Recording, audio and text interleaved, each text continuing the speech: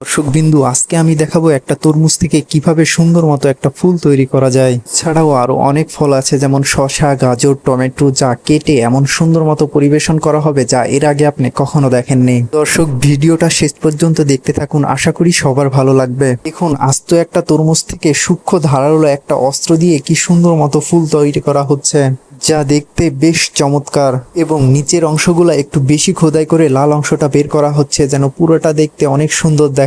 এবার দেখুন, টমেটো থেকে তৈরি করা হচ্ছে প্রজাপতি। টমেটোগুলো কিভাবে কেটে আপনি বাসায় এরকম প্রজাপতি আকারে তৈরি করতে পারবেন, তাই ভিডিওটা ভালো মতো দেখলেই বুঝতে পারবেন। এভাবে এই ফ্রুটসগুলা কেটে যদি আপনি খাবার টেবিলে পরিবেশন করেন, তা দেখতে বেশ চমৎকার দেখায়। দর্শক, এবার নেওয়া হয়েছে গাজর, যার নিচের অংশটা ছোট ছোট টুকরো করে নেওয়া হয়েছে।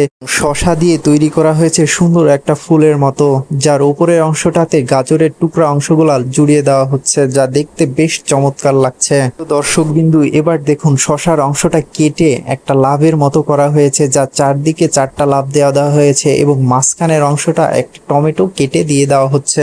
এবং ভিডিওটা ভালো মতো লক্ষ্য করলেই বুঝতে পারবেন, টমেটোটা এমন ভাবে কাটা হচ্ছে যেটা দেখতে একদম গোলাপের পাপড়ির মতো দেখাচ্ছে। চাইলে আপনার নিজেরা বাসা বাড়িতে এইভাবে ফ্রুটসকে কেটে সুন্দর মতো পরিবেশন করতে পারেন। তো দর্শকবিন্দু, আজকের ভিডিওটা কেমন লাগলো কমেন্টস করে জানাবেন।